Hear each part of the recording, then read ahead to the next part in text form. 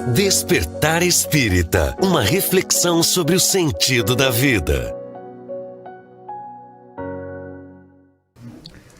Estamos iniciando mais uma edição do Despertar Espírita, uma reflexão sobre o sentido da vida. Aqui na TV Diário, também nas plataformas sociais, na companhia sempre do Jorge Brandão e hoje de novo, com a companhia do Jorge Brandão, que não esteve no programa anterior, da Márcia de Fô, do Diógenes Chaves.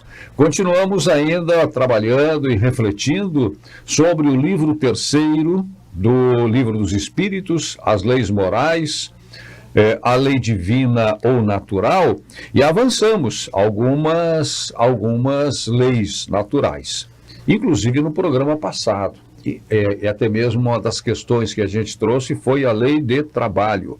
Hoje o foco é a lei de reprodução. Mas lei de trabalho, como todas, né? A gente examina, a gente se dedica, a gente partilha conhecimentos, informações, estudos com os nossos telespectadores e sempre se dá conta que, é evidente, nem temos a pretensão de esgotar nenhum dos assuntos que aqui são trazidos. E como o Jorge Brandão não esteve no programa em que a gente falou, por exemplo, sobre lei de trabalho, até gostaria, normalmente a gente tem começado com o Jorge Brandão, mas hoje sobre aquele tema ainda da semana passada, que é muito amplo, lei do trabalho. O que ainda pode ser dito sobre lei do trabalho, sobre as várias formas de atividades que constituem trabalho, Jorge Brandão? Bom, cumprimentando a todos, né, que nos apoiam, prestigiam o nosso programa, nos enviam comentários, né, nos assistindo pela TV Diário, também pelo YouTube, pelas redes sociais, pelo Instagram. Né. Nós estamos aqui trabalhando, né, pela causa espírita com muito amor, com muita dedicação, e somos todos aprendizes também, né? Então estamos juntos nessa caminhada. Então as leis naturais, todas as leis naturais, elas têm em comum o objetivo de nos aproximar do Pai, né? Nos aproximar de Deus, né? Então, desde nós estudamos lei de adoração, foi estudado lei do trabalho, agora vamos também falar um pouco sobre lei da reprodução, né? Mas eu só parabéns, eu não estava presente no programa passado e assisti ele, né, estava viajando, assisti o programa pelo YouTube e fiquei muito feliz, né, ver a harmonia, ver que as coisas aconteceram de forma tão legal. Eu acredito que o programa ficou muito claro, né, ficou numa profundidade, ficou prático. Esse é o nosso objetivo, né? Esse é o nosso objetivo, de fazer um programa prático e de inspirar, né? Inspirar a todos que busquem a leitura do Livro dos Espíritos. Hoje, por exemplo, nós vamos estudar a partir da questão 686, né?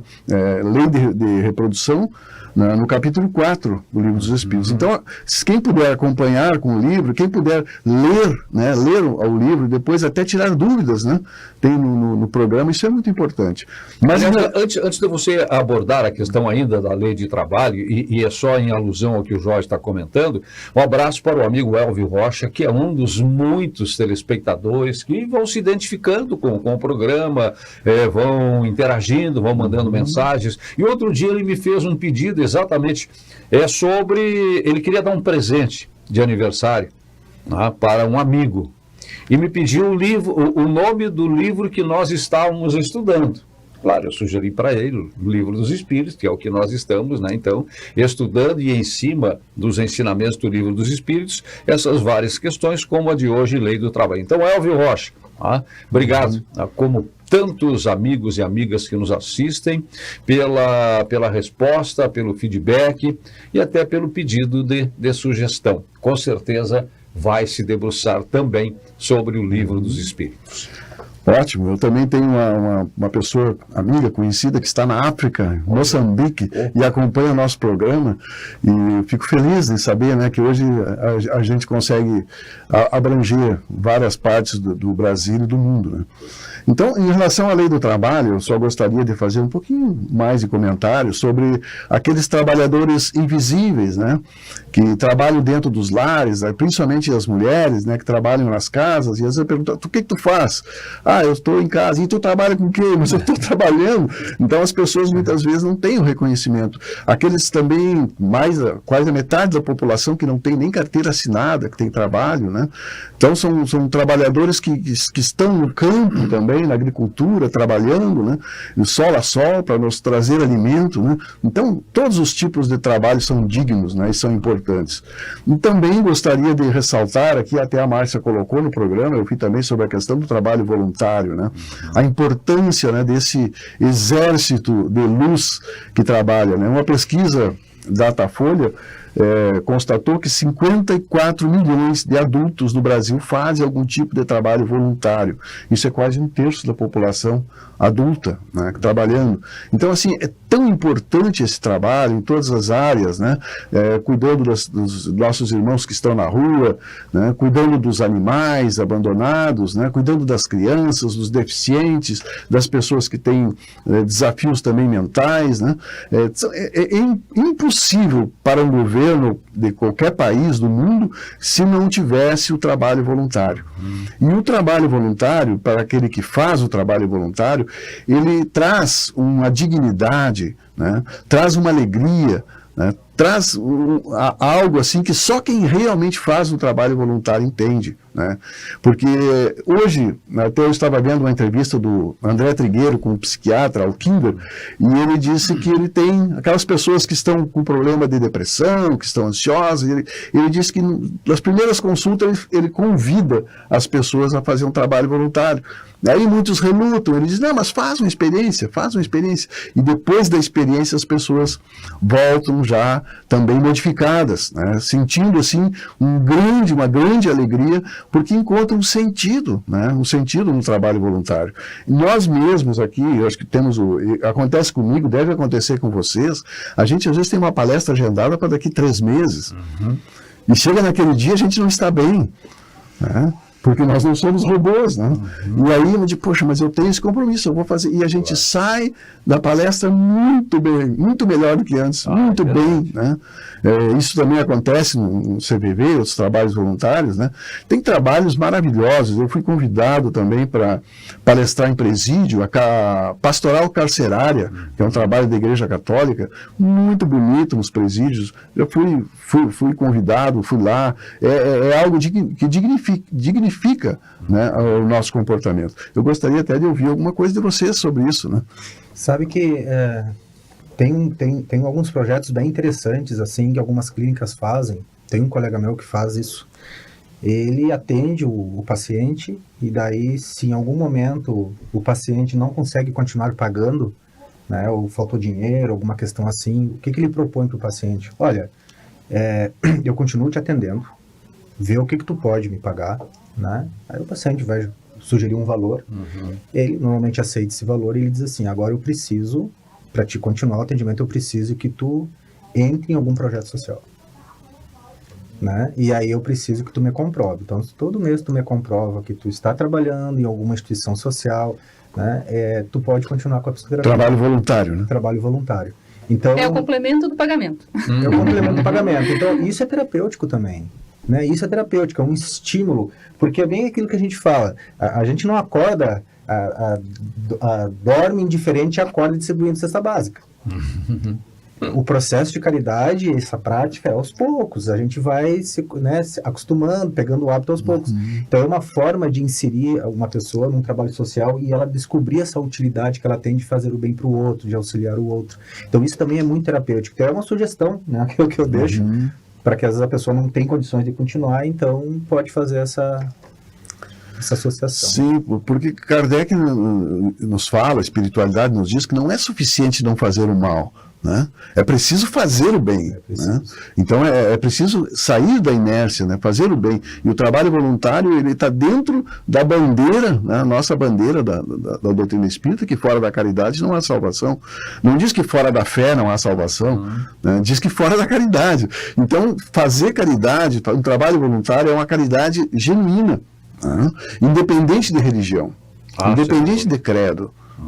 Então mais vale as tuas atitudes, os teus atos, do que realmente as intenções, muitas vezes, só ficar pensando, né? É verdade. E muitas vezes, quando se questiona o próprio sentido da vida, aqui é algo muito amplo, enorme, de uma dimensão incalculável. Para mim, o resumo exatamente é ser útil. Ser útil. Servir. Esse é o sentido da vida. Sim, porque a vida não nos deve nada. Somos nós que somos devedores. E a gente vai descobrindo no dia a dia, né, nas oportunidades. Né, basta abrir a mente e o coração, né, para a prestação de serviço, que a oportunidade vem. Quando a gente menos espera e quando a gente talvez mais precise, a oportunidade vem. Márcia. Pois é. Tem uma questão, eu estava pensando no que o Diógenes falou, com relação a ir fazer alguma coisa, ainda que talvez não tenhamos a consciência da importância daquele fazer para nós, porque o resultado que beneficia o outro, de certa maneira, aos poucos vai propiciando uma energia, um campo vibratório, uma sintonia que vai me atingir com o passar do tempo. Às vezes a gente começa aquilo daquela maneira, não é bem isso que eu quero, enfim, por uma obrigação, tem que complementar o pagamento, mas no desenvolvimento, até escutava uma palestra no final de semana do Afro Stefani, lá em Cachoeira, um curso de mediunidade, e ele tratou disso, dessa questão, a importância do desenvolvimento. A gente quer muito a entrega, a gente quer o resultado, não importa tanto o resultado. O importante é o processo, e ele trouxe até um exemplo, que ele foi fazer uma exposição e lá no início da caminhada dele, ele estava muito preocupado com o desempenho dele. Como é que seria aquela exposição? Então ele se preparou, ele estava muito nervoso, aí chega o espírito querido do lado dele, né, e diz assim, qual é o problema, meu irmão? Qual é a dificuldade? O que está acontecendo? Né? E ele, não, porque eu estou preocupado, porque tem que ter um bom resultado, enfim. Aí o espírito começou a apontar cada um daqueles que estavam. Tá vendo aquela senhora ali? Ela está com problema em casa com o filho. Ela está com as dificuldades dela. Ela veio aqui para ouvir alguma coisa. Aquele indivíduo ali, aquele senhor, né, está acontecendo tal situação, né, tem uma doença degenerativa na família. Aquele outro lá está num processo de divórcio grave, né, está tendo que enfrentar dramas enormes. Aquela outra mãe está com a filha acamada, ela saiu do hospital agora, deixou alguém para vir buscar alguma coisa.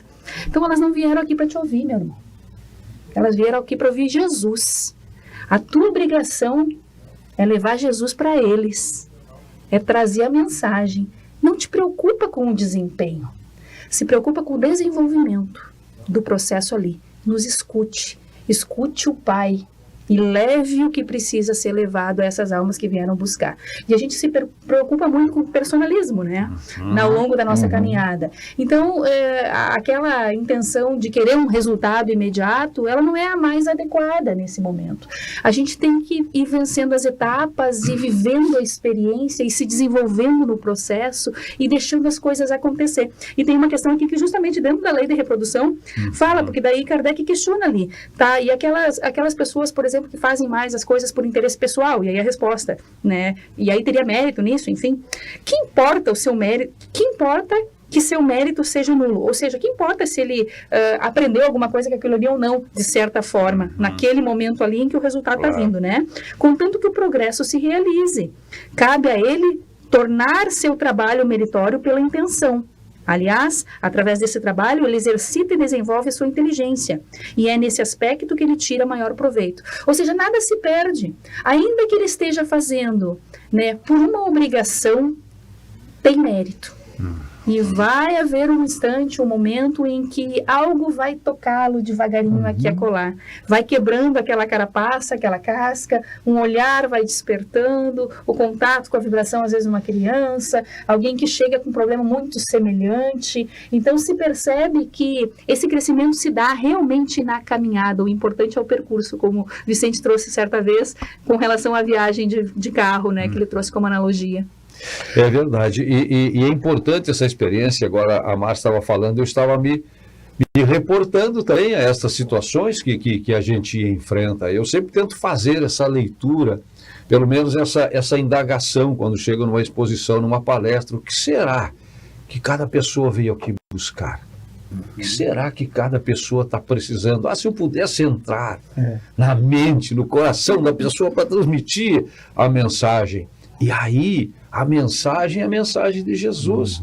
Outro dia fiz uma exposição numa comunidade terapêutica, num grupo que se reúne aqui na Tancredo Neves, e fiz a exposição. Me pediram para falar, e eu fui lá falar sobre o sentido da vida, né? De uma forma bem ampla. E claro, como era um grupo assim pequeno, 15 pessoas estavam reunidas numa roda ali, todo mundo sentado, eu podia acompanhar bem, né, digamos assim, a reação, o semblante de cada pessoa.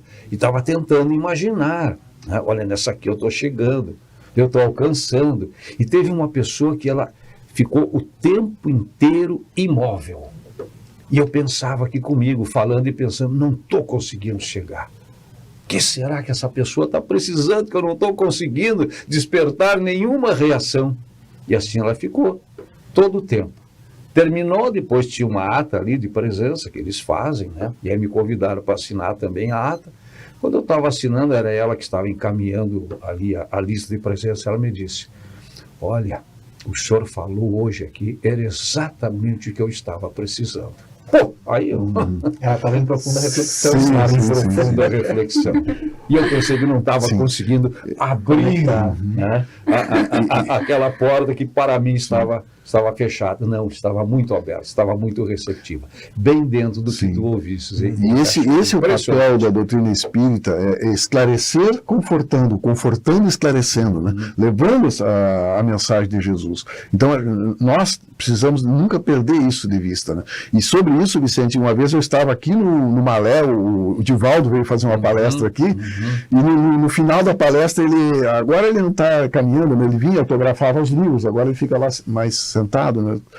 E aí tinha uma senhora na minha frente para autografar um livro. Quando chegou na vida dele, ela disse assim para ele, seu Divaldo, tudo que o senhor falou hoje foi para mim. E ele, muito espirituoso, né, olhou para ela e disse, deixa um pouquinho para os outros, não seja tão egoísta. Muito bom. Então, isso é trabalho. Isso é trabalho, né? Nesse que o Jorge resgatou agora em cima do que a gente falou no programa anterior. Tudo isso é trabalho. Trabalho que dignifica, trabalho que ajuda a quem recebe, mas que, para mim, na maioria das vezes, ajuda quem presta o trabalho, quem realiza o trabalho, quem leva a mensagem. E é o trabalho, principalmente esse processo de fazer o bem, de trabalhar na caridade, é que vai diluindo essa como é que eu vou dizer assim, esse poder que o nosso ego tem. A gente vai se afastando aos poucos do nosso ego, porque muito é ego. Né? Muito da nossa preocupação é o ego, a gente tem muito isso. Então, assim, na medida que a gente vai transcendendo para o outro, vai olhando para o outro, a gente vai se afastando um pouco desse ego, do egocentrismo, do egoísmo, né? E é esse o processo, sempre de dentro para fora. Incrível, porque quando a gente olha, por exemplo, aqui, eu vou pegar o celular da Márcia aqui, isso aqui é um celular, né? Mas se eu colocar ele aqui, ele me cega. E o nosso problema, se nós ficarmos só focados nele, ele toma uma dimensão tão grande que nos cega. E quando nós olhamos a dor do outro, quando nós vamos ao encontro do outro, e quando depois nós voltamos ao nosso problema, ele já está numa distância real. Né? Então isso é muito importante. Nessa pesquisa Datafolha, que foi feita em 2022, que está na internet, ela perguntou, fez uma pesquisa com quase 3 mil pessoas que fazem trabalho, e perguntou por quê? Por que foi fazendo trabalho voluntário?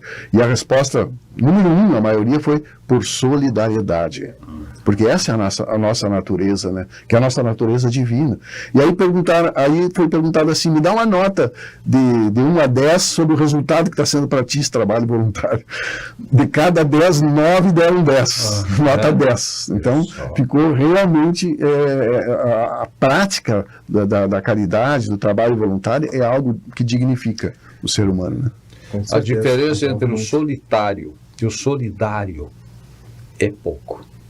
É ser útil, é servir, levar alguma coisa para quem precisa. E quem é solidário jamais fica solitário. Jamais fica solitário. Muito bem. Lei de reprodução, que é o assunto de hoje, né, que a Márcia já fez aqui uma abordagem. E aqui na questão 686, a reprodução dos seres vivos é uma lei da natureza? Pergunta Kardec. E a resposta: isso é evidente. Sem a reprodução, o mundo corporal pereceria. Exatamente, porque é através da reprodução que nós chegamos aqui para o aprendizado. Né? Se não fosse pela lei da reprodução, não fosse através da reprodução, nós não teríamos chance. Nem todos que estão nos assistindo aqui não teriam chance de estar aqui na Terra. E nós, por essa lei, estamos aqui. E mais, estamos aqui também para perpetuar, para que nós possamos também colaborar com a reprodução. Né? Claro, cada um do seu tempo, cada um da sua forma, né? Mas isso é realmente a questão biológica. Não há reencarnação sem reprodução. Né? E é a nossa parte no processo da criação, na resposta ali da 132, que eu volta e meia estou trazendo de novo. Qual é o objetivo da encarnação? Deus impõe a encarnação para que possam chegar à perfeição, pela expiação ou pela missão, não sem antes passar por todas as vicissitudes das experiências corporais. E mais, para colocá-los em condições de serem co-criadores. E esse é o nosso papel. Esse é o momento em que nós somos co-criadores. Todos nós que estamos aqui, todos que estão nos assistindo, todos somos frutos, né, da união de um homem com uma mulher. Né? E aí se dá a reprodução, como Cristo assinala naquele item do Evangelho segundo o Espiritismo, quem é minha mãe, quem são meus irmãos, tem um momento em que ele diz isso. Nós temos a capacidade da cocriação, quando nós reproduzimos, mas a criação verdadeira, que é da nossa essência, que é do nosso espírito, esta é de Deus. Então também é uma das nossas tarefas fundamentais, a reprodução. E estaremos contribuindo com o futuro que nos receberá novamente um dia. Sim. Exatamente. E é um trabalho comunitário do plano espiritual que faz todo o planejamento, né, para que a gente possa encarnar, porque ninguém caiu aqui de paraquedas, né, e com o processo reprodutivo. Então, assim, todo um trabalho para que a reencarnação aconteça, né? Essa questão que o Vicente trouxe está dentro da população do globo, né? O tópico que trata da população do globo. E aquela célebre frase do crescei e multiplicai-vos, né? Às vezes ela é mal interpretada por algumas filosofias no sentido de que não deveríamos criar nenhum óbice à reprodução de forma descontrolada, né? Ou seja, seria contra a lei da natureza qualquer tipo de controle, aquele crescer e multiplicar, e você tem que deixar que aconteça assim, à la volonté, né? E há um desequilíbrio aí que desconecta da proposta divina maior, porque a proposta de Deus é equilíbrio, né? E tanto é que em resposta à próxima questão se fala ali, Deus sempre provê e mantém o equilíbrio. Ele não faz nada que seja inútil.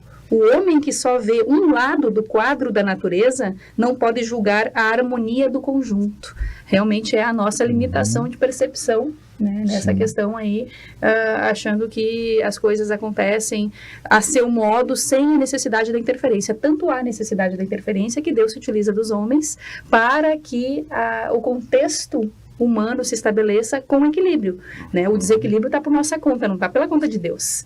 A conta de Deus possibilitou vida na Terra, possibilitou crescimento para todas as almas, mas há necessidade de um ajuste ali pelo nosso empenho, pelo nosso trabalho, pela nossa força de vontade. E essa questão, falou, Márcio, levantou a questão do equilíbrio na reprodução, ocorreu um fato na China, na década de 70, que houve um controle, o governo que tentou fazer um controle de natalidade, onde se poderia ter apenas um filho, né? Um filho por família, só na zona rural 2. E aí, o que aconteceu?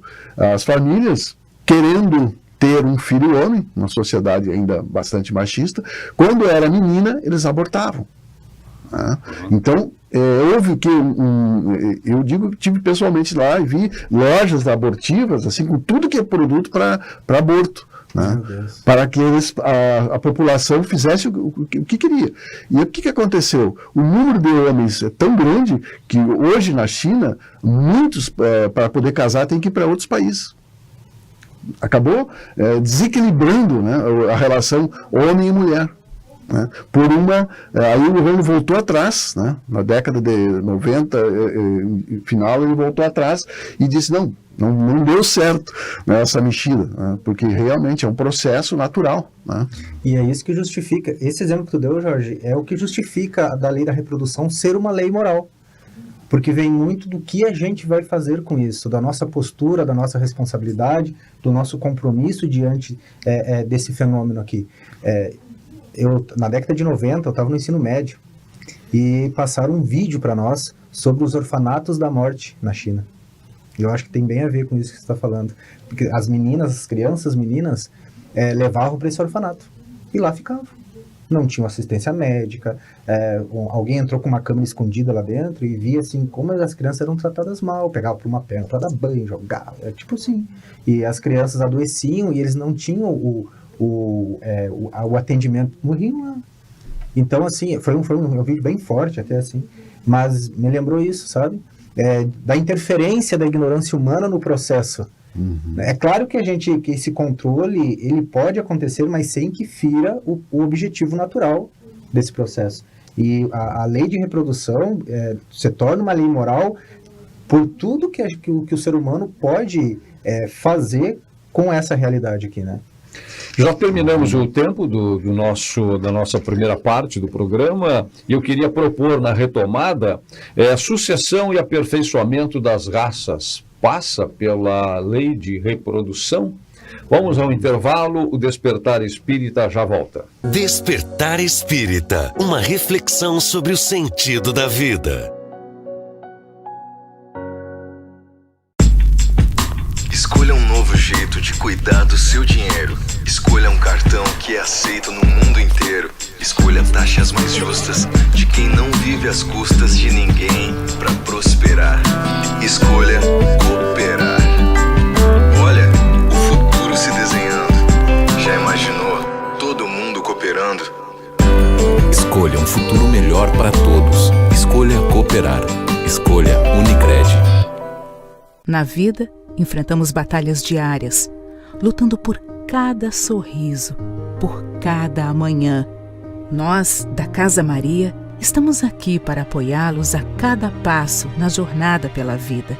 Ajude a Casa Maria. Sua doação leva muito mais que amparo. Leva fé e esperança para quem mais precisa.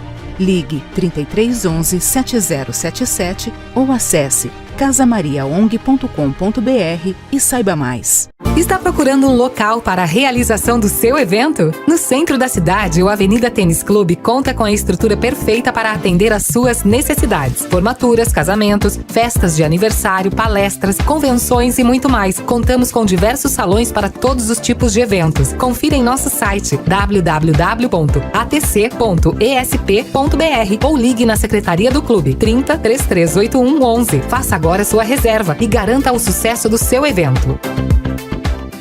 Bem-vindo ao 14 Bis. Prepare-se para aterrissar em uma experiência singular de residir no coração da cidade, onde tudo está ao seu alcance. Aqui você tem acesso descomplicado à conveniência, lazer e entretenimento de alta qualidade.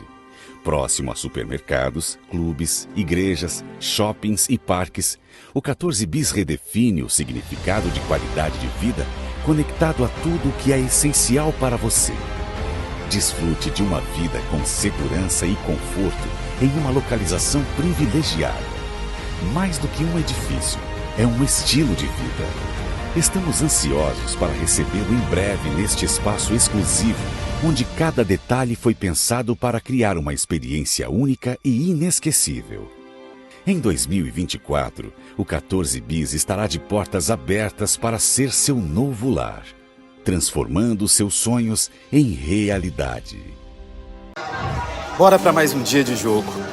Isso aí é inimigo do gol, rapaz. Joga nada. Eu falei. Ih, rapaz, contra-ataque. Vai driblar 3 na sequência, ó. Falei. Todo jogo é igual. Todo jogo é igual? Tá maluco? O lance do jogo é ser imprevisível, é jogar junto e com responsa. Pô, não tinha pensado nisso. Cada jogo é único e isso vai ser sempre igual. KTO. Despertar Espírita, uma reflexão sobre o sentido da vida.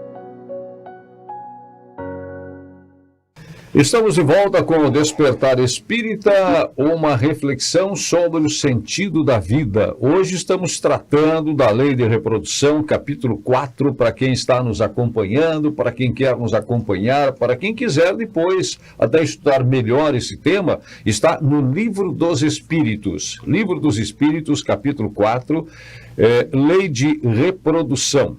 E a questão agora é sucessão e aperfeiçoamento das raças. Passa pela lei de reprodução, Jorge? Sim, porque a evolução é constante, né? Então, há sempre, se uma raça se extingue, outra raça substitui, né?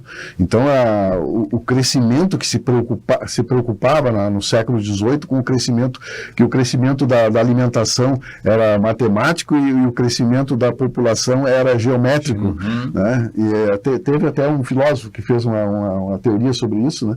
E aí foi provado que as coisas acontecem de forma natural. Um exemplo hoje, né, que o crescimento da população diminuiu muito, né? As mulheres passaram a ter filhos depois dos 30 anos. Antigamente, as mulheres casavam aos 13, 14 anos, né, e era normal ter 10, 12 filhos, né? Então, porque passava a vida num processo reprodutivo constante. E hoje isso se estabilizou, tanto que é uma preocupação já, que o futuro com a população vai até diminuir um pouco, né?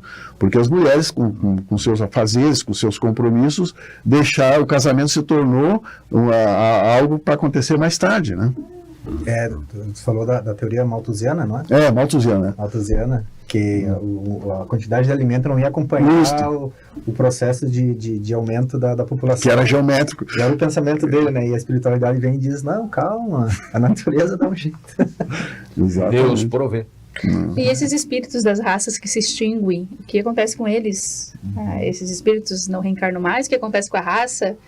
Né? Como é que fica esse número de espíritos, né?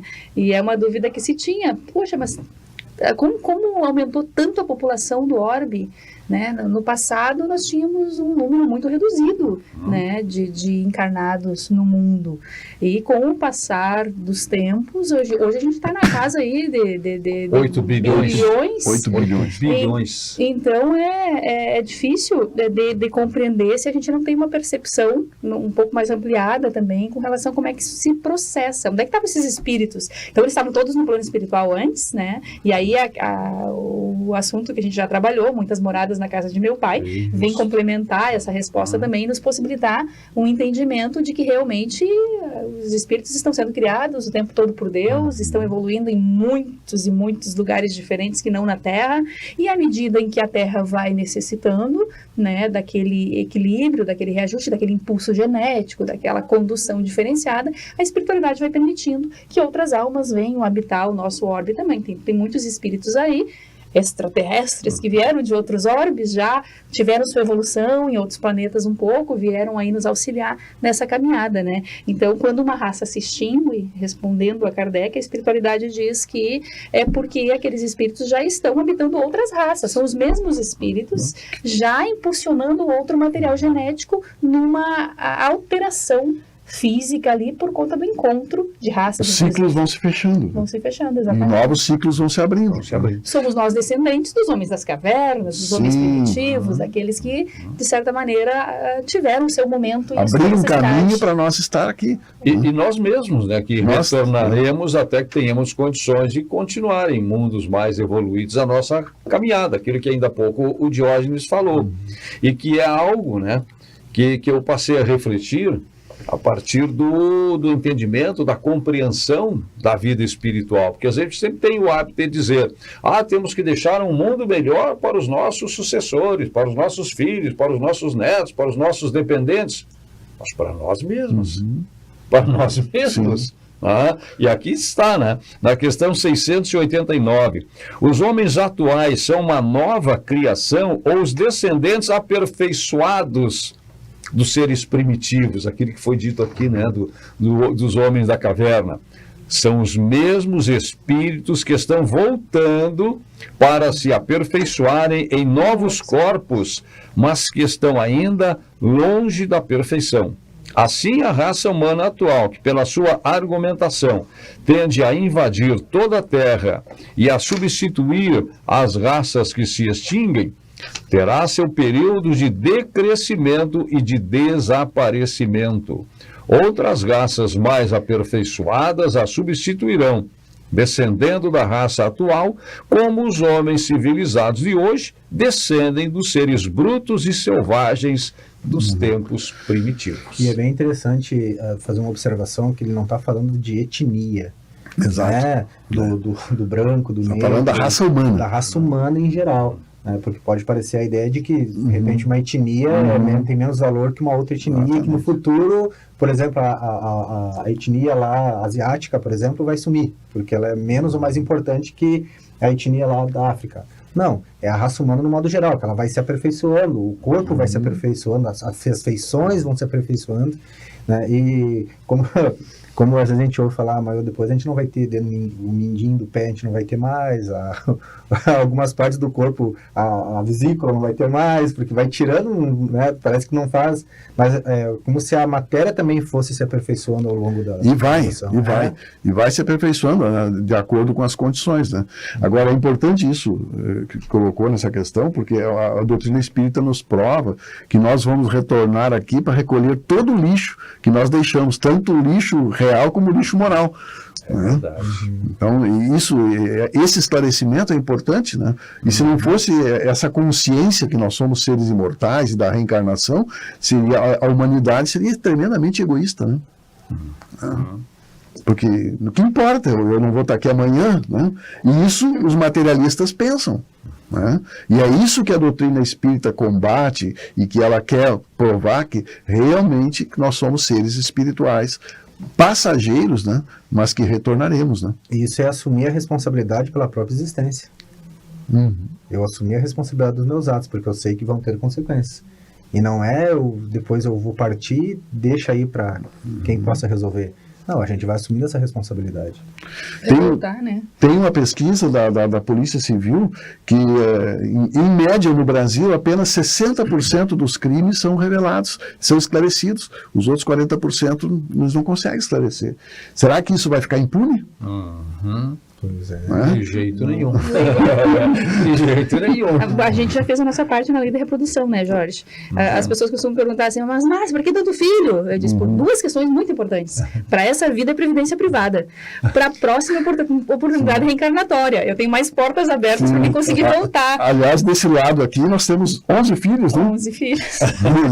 Nós dois. Viu só? Olha aí, ó. Não, e ter filho se completa com entrega, com doação, com sacrifício, com acompanhamento, né? É um projeto muito, muito grandioso e mais para a mãe, né? Fidelidade afetiva, compromisso, isso acompanhamento, o espírito. Isso dignifica. Por isso ser uma lei moral, né? Vai justificando.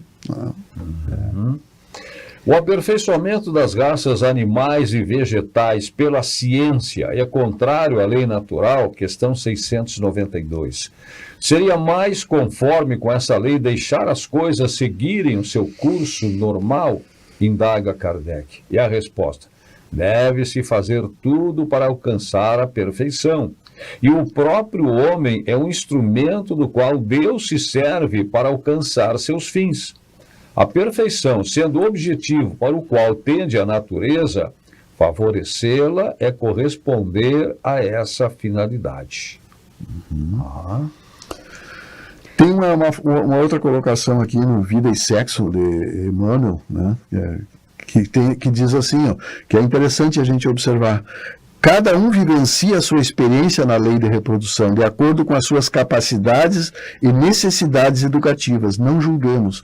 Ou seja, aquele que vem numa experiência que não tem filhos, tu não sabe quantos milhares de filhos ele já teve em outras encarnações, e tu não sabe as intenções dele ou dela hoje, porque às vezes a pessoa não tem filho porque não consegue, porque não encontrou a parceira ou parceiro ideal, né, porque se dedicou a uma causa nobre, né, como o próprio Kardec, né, que se dedicou, como o próprio Chico Xavier, né, que se dedicou à causa. Então não julgamos, como disse Jesus, não vamos julgar para não ser julgados, né? Essa questão de ter ou não ter filhos, cada um sabe, né, no seu momento, né? tá muito na intenção, né? Exatamente. A questão do egoísmo. Eu vi uma reportagem de um rapaz até famoso, que daí questionaram ele, você gostaria de ter filhos? E ele bateu. Nem me fala nisso. Eu sou muito egoísta para dividir o meu espaço com outras pessoas. Então, aí a intenção egoísta mesmo, né? Mas há um grande crescimento ali, uma assunção da situação, pelo menos ele assume as dificuldades que ele tem, tá já é o começo, né? Quantos aí nem... O quanto ele poderia, de repente, prejudicar por ser tão egoísta, ele tem consciência das suas limitações, seria isso? O Livro dos Espíritos é de 1857, é isso? O primeiro, né? Primeiro, 1857. E aí eu fico imaginando, né, o quanto avançada era a mente de Kardec no cumprimento da sua missão para levantar questões que a gente está aqui hoje discutindo, né? É como se fossem questões escritas e pensadas agora. Agora, para esse nosso momento. Então, esse trabalho, voltamos de novo à questão do trabalho, que Kardec realizou com apoio da espiritualidade no cumprimento da sua missão, ele já tinha essa projeção para o momento que estamos vivendo e para tantas gerações que já se passaram desde o lançamento do Livro dos Espíritos. E aí tem um capítulo aqui dedicado a obstáculos à reprodução. Eu só gostaria de fazer um parênteses nessa questão entre o lançamento do primeiro Livro dos Espíritos e o segundo, com as 1019 questões, foi em 1857 e o segundo em 1862, né? Foi lançado o livro de Darwin, a evolução das espécies, né? E o companheiro de Darwin, agora não me lembro o nome, tinha comunicação com Kardec. O Kardec também estava acompanhando. Então, esse casamento ficou muito, muito perfeito, né, da questão da ciência com a espiritualidade, né? Porque houve uma comunicação ali, né? Então, obstáculos à reprodução, questão 693, para quem está nos acompanhando. As leis e os costumes humanos que têm por objetivo ocasionar obstáculos à reprodução são contrários à lei natural? E a espiritualidade responde: tudo que entrava à marcha da natureza é contrário à lei geral. Entretanto, existem espécies de seres vivos, animais e plantas, cuja reprodução indefinida seria nociva a outras espécies e o próprio homem seria logo a vítima? Comete ele um ato repreensível detendo essa reprodução? Deus deu ao homem, sobre todos os seres vivos, um poder que deve usar para o bem, mas não abusar.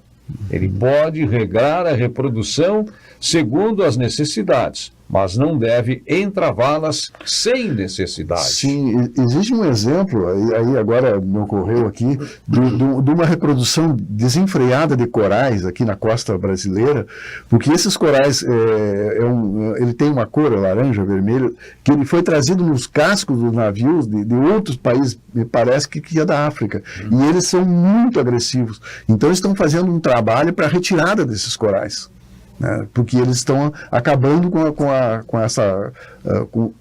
verdadeira essa flora natural dos mares, né? Então esse é um exemplo que precisa haver controle, né?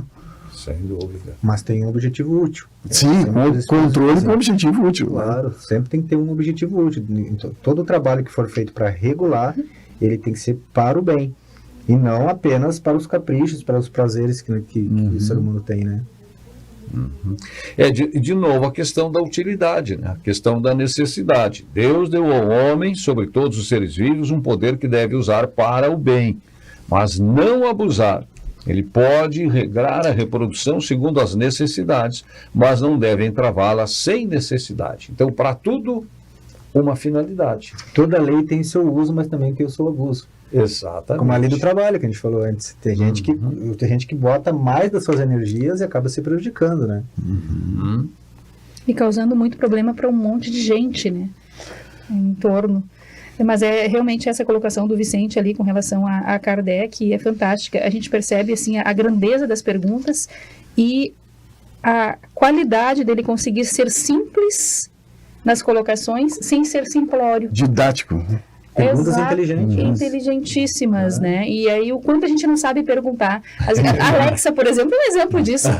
Se tu não souber perguntar pro bichinho ali...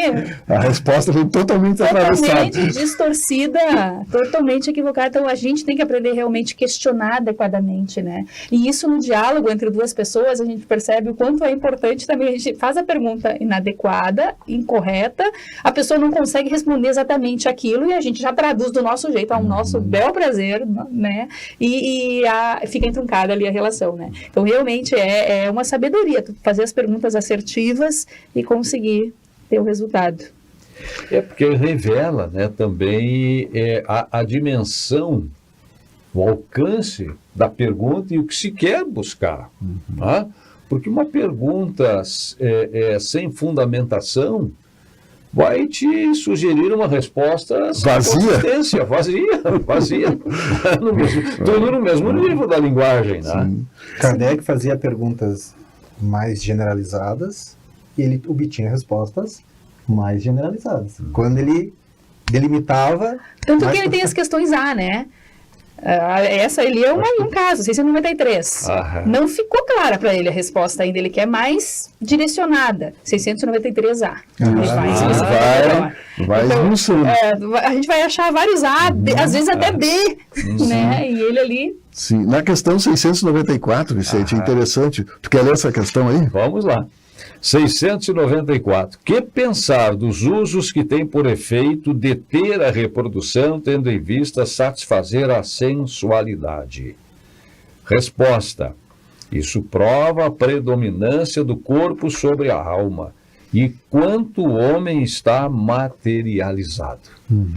Porque a gente ouve, até mesmo nós espíritas já falamos essa questão, eu sou um espírito vivenciando uma experiência humana. Mas até que ponto? Porque a questão do sensualismo, da sensualidade, é ainda muito forte, né, para a grande maioria da população, que se sobrepõe, a carne se sobrepõe ao espírito. Né? Então é algo que a gente precisa ser conscientizado. Realmente, até que nível é esse nosso de espiritualização? Será que é um nível tão alto assim? Qual é o limite? O equilíbrio. Aqui ele direciona também um pouquinho com relação à reprodução com o objetivo de satisfazer a sensualidade.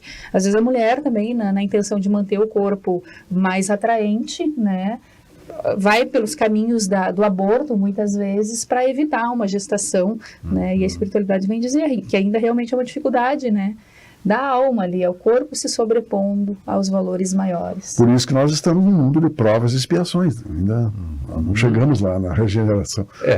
Estamos ainda na escola, ou no hospital, ou no presídio penitenciário, dependendo das necessidades de cada um, né?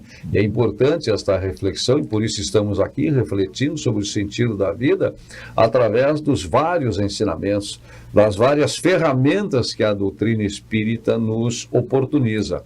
E eu estou segurando aqui, porque na sequência vem uma questão que... Casamento. Exatamente. Aí nós vamos ter que ter um programa especial. Vamos na sequência. Próximo capítulo aqui, né? Próximo item.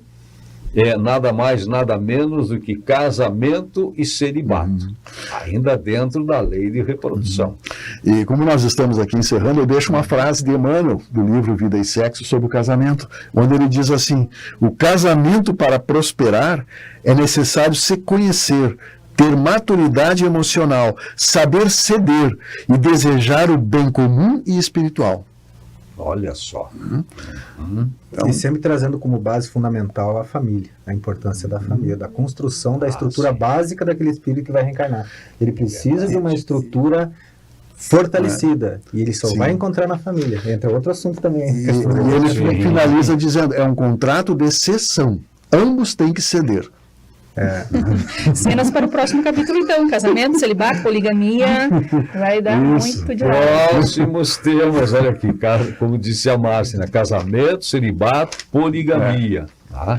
E temos também a proposta que a gente discutiu antes de começar a abordagem desse assunto de hoje, né? E dentro daquela ideia também de abrirmos, né, o Evangelho segundo o Espiritismo, Não sei se já será o próximo programa. Pois é, Márcia, até nós estávamos conversando antes, né, de nós fazermos um programa sobre o Evangelho no Lar.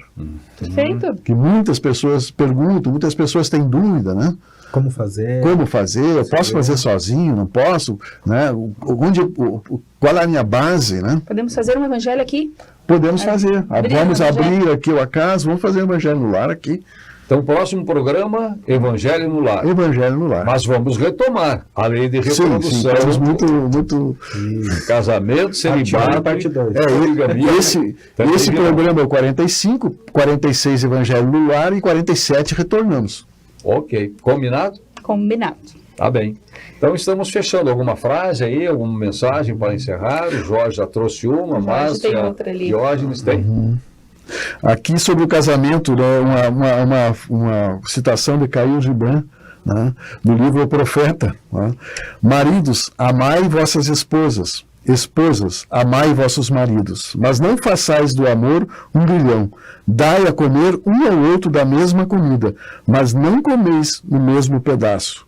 Né? Dai a beber um ao outro a mesma bebida, mas não bebais da mesma taça. Sede vós como são as cordas da lira, que são separadas, mas vibram juntas numa harmonia perfeita. Veja só. Cada um Então, com a sua tá. individualidade. Mantendo a sua individualidade. Né? Uma soma sem a perda da individualidade. Tá?